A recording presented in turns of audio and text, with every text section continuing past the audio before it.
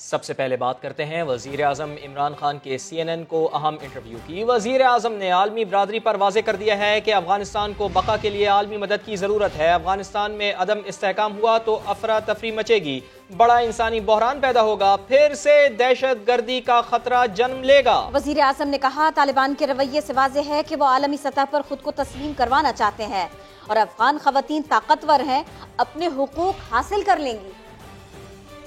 जनूबी वज़ीरिस्तान में वतन के मुहाफ़िज़ों का दुश्मनों से मुकाबला। आसमान मंजा में दहशत गर्दों के साथ बहादुरी से लड़ते हुए पाक फ़ौज के 7 जवान शहीद हो गए।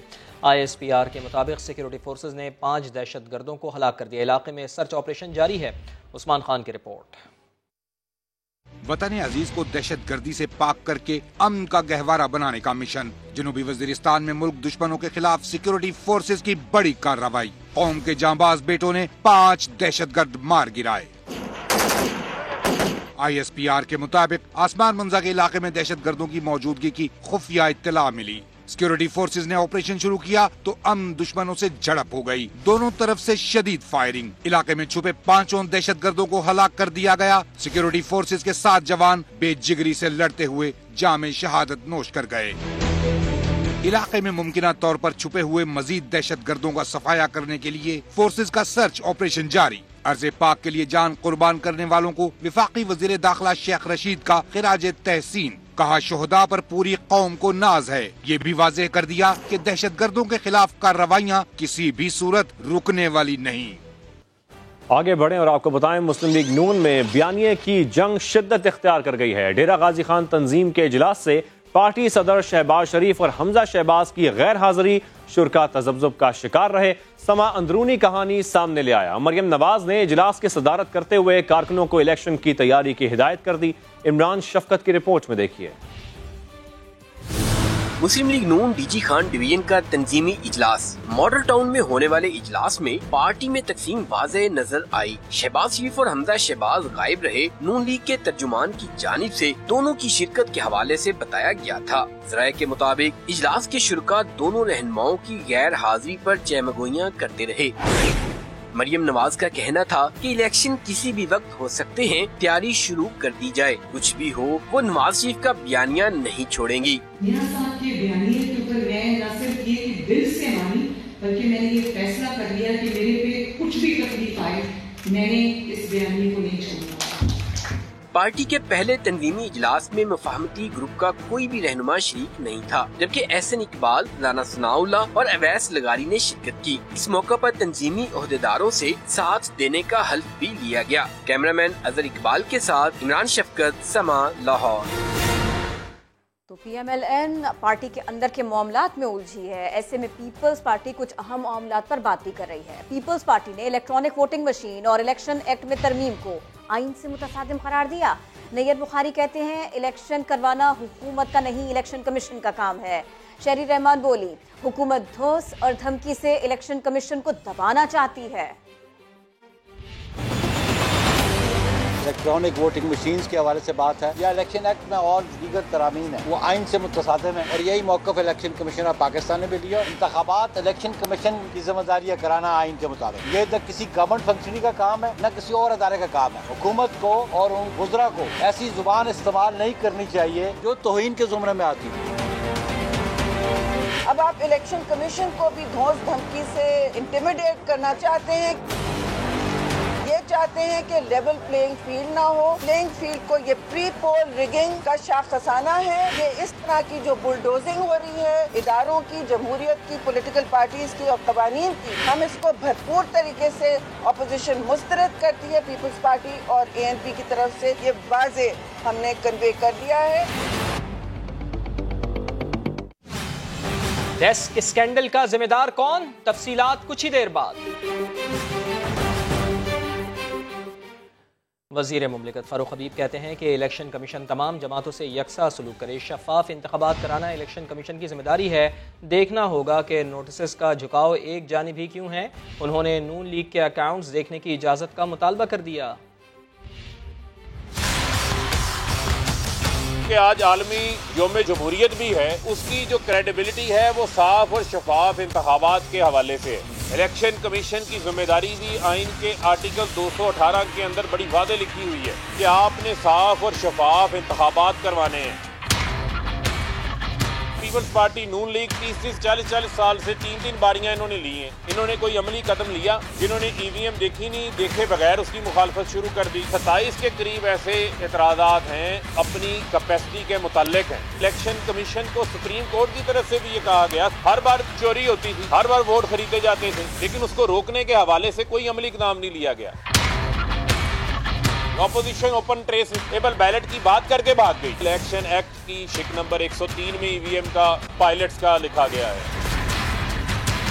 ओवरसीज बैरून मुल्क पाकिस्तानी को वोटिंग राइट देने का मामला है। इन तमाम चीजों के ऊपर अगर हम देखें तो एक लंबी खामोशी नजर आती है। इलेक्शन कमीशन से ये दरखास्त करूंगा, साफ और शफाफ इंतखाबात को बनाने के हवाले से उसके ऊपर फोकस करे। जो निजाम ईवीएम के 20 से ज़ायद ममालिक में चल रहा है उसको पाकिस्तान के अंदर भी आने दें, ताकि इस मुल्क के अंदर जो है वो ट्रांसपेरेंसी की, साफ शफाफ इंतखाबात की जो बुनियाद है वो रखी जा सके। और वजारत साइंस और टेक्नोलॉजी ने इलेक्शन कमीशन को इलेक्ट्रॉनिक वोटिंग मशीन का सोर्स कोड फौरी देने से माजरत कर ली है। हार्डवेयर और सॉफ्टवेयर की तफसीलात फराहम कर दी गई। वजारत साइंस और टेक्नोलॉजी ने मौक़िफ़ अपनाया कि कंस्ट्रक्शन डिज़ाइन फौरी तौर पर नहीं दिया जा सकता, चोरी होने का खतरा है। शिबली फराज ने कहा तकनीकी मालूमात कंपनियों से मुआहदे के बाद देंगे। वजारत साइंस की तकनीकी टीम ने इलेक्शन कमीशन को डेटा स्टोरेज और ट्रांसमिशन की मालूमात के अलावा बैटरी और सिक्योरिटी निज़ाम से मुतालिक तफसीलात जमा करा दी। सारी तफसीलात देनी होंगी, सारी बात बतानी होगी। पंजाब में कंटोनमेंट इलेक्शन के नताइज पर वजीर आजम सख्त नाराज। इमरान खान के दौरा लाहौर की अंदरूनी कहानी सामने आ गई। वजीर आजम ने गवर्नेंस सिस्टम में खामियों पर तहफ़्फ़ुज़ात का इजहार कर दिया। कहा कारकर्दगी में मजीद बेहतरी की ज़रूरत है। वजीर आला को पार्टी रहनुमाओं के दरमियान इख्तलाफात दूर करने की भी हिदायत कर दी उन्होंने। मोहसिन बिलाल रिपोर्ट करेंगे। इमरान खान की लाहौर आमद। ऐवान वजीर आला में उस्मान बुज़दार से 1-on-1 मुलाकात की। बाद में वस्ती पंजाब के सदर senator Ijaz Chaudhry, chief secretary और IG पंजाब से भी मिले। वजीर आजम ने गवर्नेंस के मामले पर अदम एतमाद का इजहार किया। जराये के मुताबिक वो कंटोनमेंट बोर्ड इंतखाबात में शिकस्त पर नाखुश थे। उन्होंने हदायत की कि बल्दियाती इंतखाबात तक कमी और कोताहियां दूर की जाएं। जिस हल्के से 2018 में इंतखाब जीता, इसमें खराब कारकर्दगी की गुंजाइश नहीं। वजीर आजम ने वजीर आला को पार्टी रहनुमाओं के दरमियान इख्तलाफात को दूर करने की भी हदायत की। उन्होंने पंजाब में इंतजामी ढांचे को मौसर बनाने की हदायत की और कहा पुलिस किसी भी किस्म की सियासी वाबस्तगी से बालातर होकर आवाम की खिदमत करे। कैमरामैन जीशान यूसुफ के साथ मोहसिन बिलाल, समा, लाहौर। सहाफ़त के बगैर जमहूरियत नहीं हो सकती। वफाकी वज़ीर असद उमर आज़ादी सहाफ़त के हक़ में बोल पड़े। यौम जमहूरियत पर खिताब में कहा कि फवाद चौधरी या किसी वज़ीर इत्तलात के पास सहाफ़ी को सच से रोकने का इख्तियार नहीं होना चाहिए। झूठी खबर से बचाना भी जमहूरियत है और ये फवाद चौधरी की जिम्मेदारी है। उनका ये भी कहना था कि अदलिया को हुकूमती असर व रसूख से तो आज़ाद होना चाहिए मगर कानून से बालातर नहीं। सहाफ़त और सहाफ़ी आज़ाद नहीं है। आप एक जमहूरी माशरा और जमहूरी निज़ाम नहीं बना सकते और नहीं चला सकते। फवाद चौधरी साहब या किसी और इंफॉर्मेशन मिनिस्टर के पास ऐसा इख्तियार नहीं होना चाहिए कि वो किसी सहाफ़ी को सच बोलने से रोक सके। अगर इनके पास ये इख्तियार होगा तो जमहूरियत कमज़ोर होगी। वो 22 करोड़ पाकिस्तानी जो इस मुल्क के शहरी हैं, उनका झूठी खबर से दिफा करना भी जमहूरियत का हिस्सा है। फवाद चौधरी साहब ये काम नहीं कर रहे तो इसमें भी फिर ये अपना काम पूरा नहीं कर रहे। माशरे के अंदर खराबी फैल रही है झूठी खबर से, तो उसका भी कोई ना कोई निज़ाम जरूर होना चाहिए। तमाम जो हिस्सेदार हैं मीडिया के, उनके साथ बैठा जाए, उनकी बात खुले दिल से सुनी जाए। आज़ाद अदलिया के बगैर जमहूरियत मुकम्मल नहीं होती। अदलिया हुकूमत के असर व रसूख से तो आज़ाद होनी चाहिए, लेकिन अदलिया कानून से बालातर नहीं हो सकती। ये जमहूरियत नहीं। हम ये निज़ाम नहीं कर सकते कि मुझसे ये सवाल पूछा जाए आला अदलिया का जज होते हुए कि आप ये बताइए कि ये असासे आपके कहाँ से आए हैं, और मैं जवाब ये दूं कि ये तो अदलिया की आज़ादी के ऊपर हमला। आपको जवाब देना पड़ेगा। आप कानून से बालातर नहीं हैं। और वजीर इत्तलात फवाद चौधरी कहते हैं कि क्वालिटी डेमोक्रेसी उस वक्त आएगी जब इदारों को कानून के ताबे किया जाएगा। 5 दिन से फेक ऑर्डिनेंस पर वजीर आजम और वजीर इत्तलात के खिलाफ इश्तिहारात चल रहे हैं, लेकिन कुछ नहीं कर सकते। उनका कहना था सियासी जमातों में जमहूरियत नाम की कोई चीज नहीं।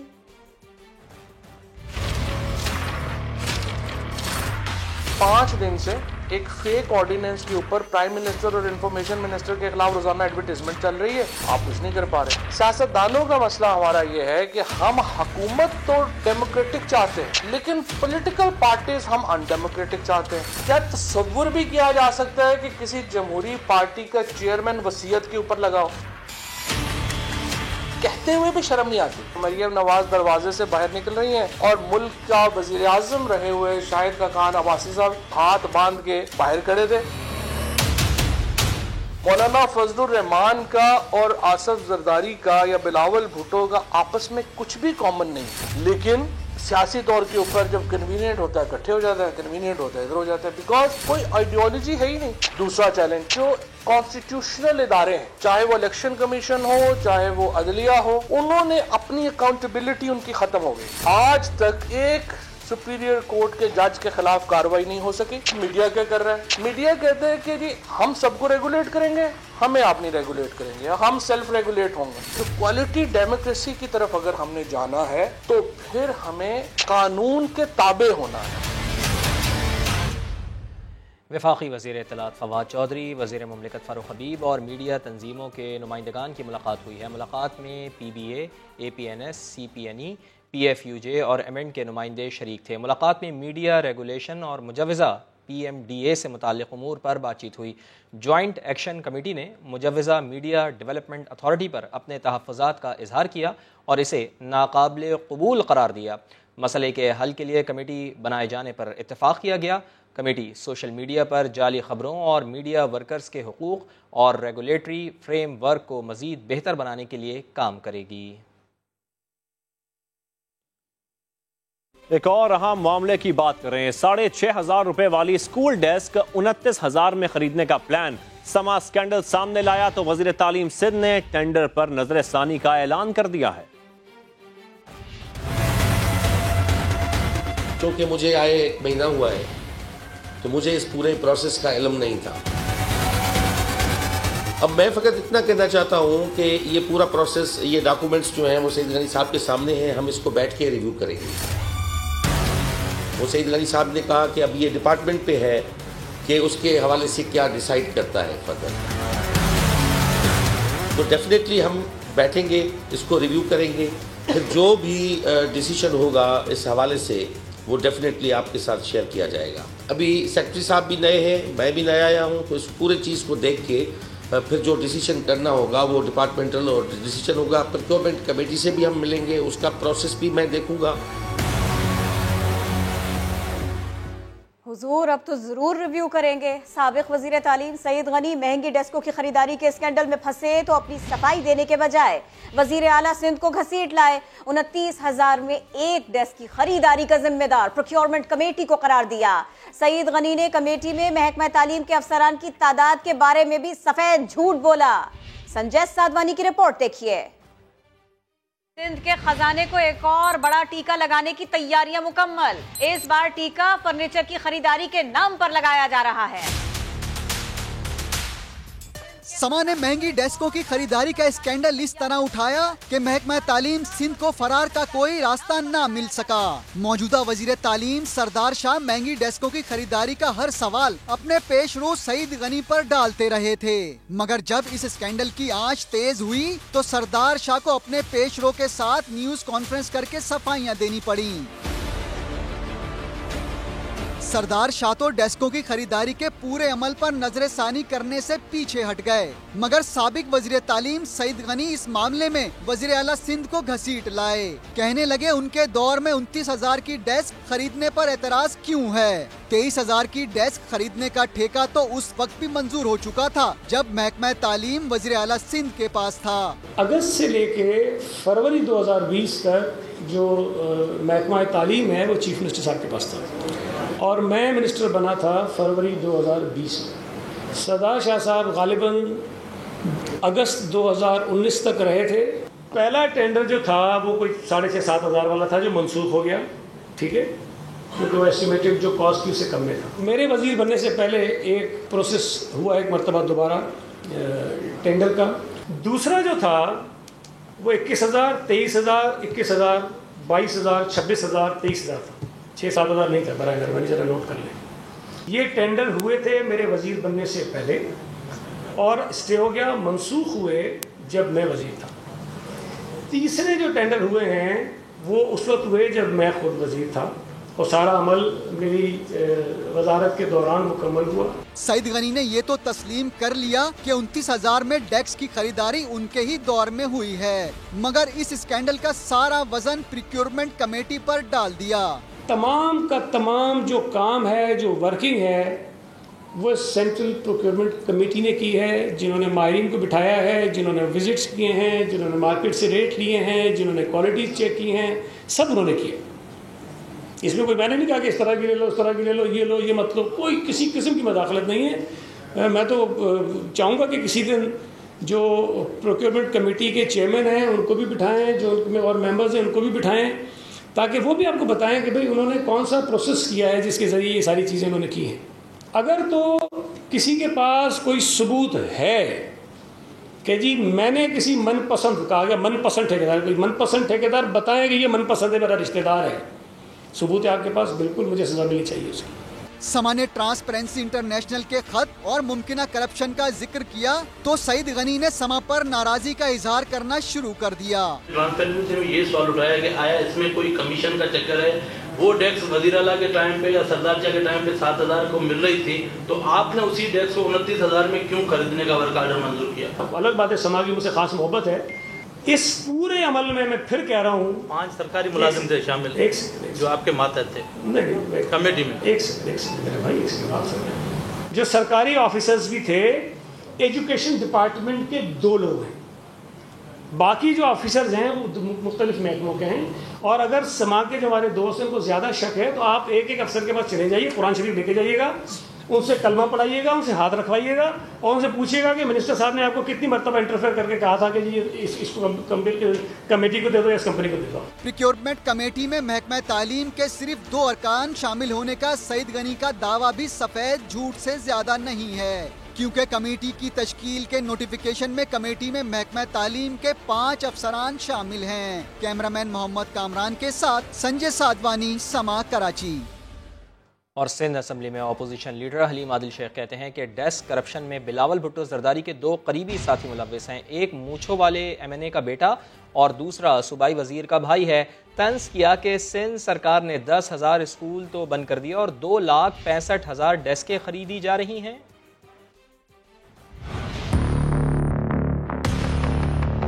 10,000 स्कूल बंद किए जा रहे हैं, 2,65,000 डेस्कें खरीदी जा रही हैं।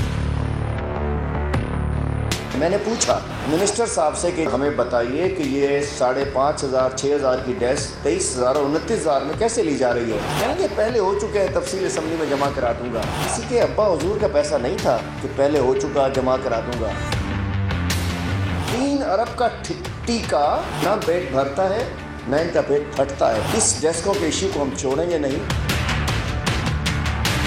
2019 में जब इसका ठेका फ्लोट होता है, सरकारी नर्ख 12,000 रुपये रखे जाते हैं।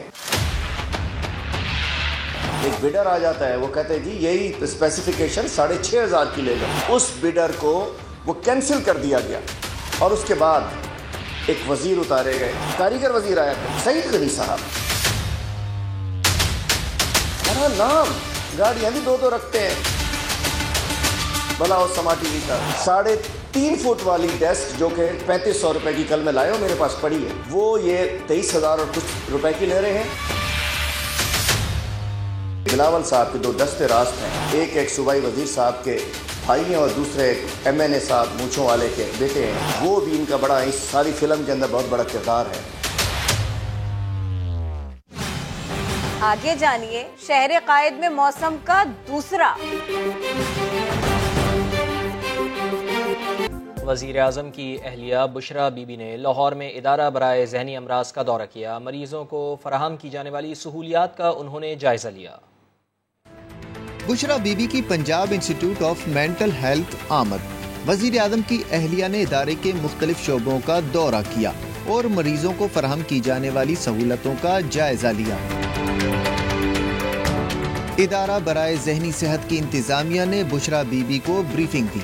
ये एम्ब्रॉयडरी करती हैं बड़ी अच्छी, इसमें ये होता है कि दुपट्टा के ऊपर एम्ब्रॉयडरी, कोई हम टेबल कवर्स वगैरह बनवा लेते हैं। बुशरा बीबी किचन के स्टोर रूम में भी गई। उन्होंने अमले को हिदायत की कि मरीजों को 3 टाइम खाना फराहम किया जाए और खाने के मयार पर किसी किस्म का समझौता न किया जाए। वजीर आज़म की अहलिया ने अस्पताल में मजीद बेहतरी लाने के लिए इंतजामिया से प्लान भी तलब कर लिया। कितने महीने में आप यहाँ पे क्या तब्दीली लाएंगे और कितना अच्छा इसको कर सकते हैं, इनकी मेंटली हेल्थ के लिए कितना अच्छा कर सकते हैं, और जो ड्रग्स के पे पेशेंट्स आते हैं उनके लिए आपने क्या करना चाहते हैं, और बाकी बिल्डिंग का तो बाद में आप लिखें। ये पूरा आप लिखें प्लान अपना, फिर मुझे दें। बुशरा बीबी समाजी कामों के लिए मुतहर्रिक रहती हैं। इससे पहले वो दाता दरबार पनाहगाह, दारुश शफकत और फाउंटेन हाउस समेत दीगर मकामात का दौरा भी कर चुकी हैं।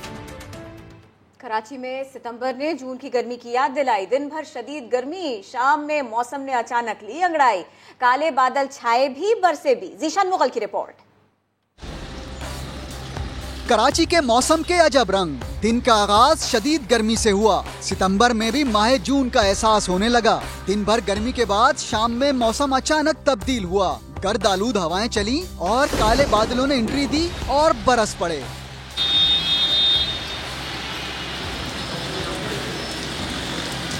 आई चुंदरीगर रोड, सदर, PF मसरूर बेस, गुलशन हदीद, मेहमान, औरंगी टाउन, सुरजानी टाउन और लियाकताबाद समेत कहीं तेज तो कहीं हल्की बारिश हुई।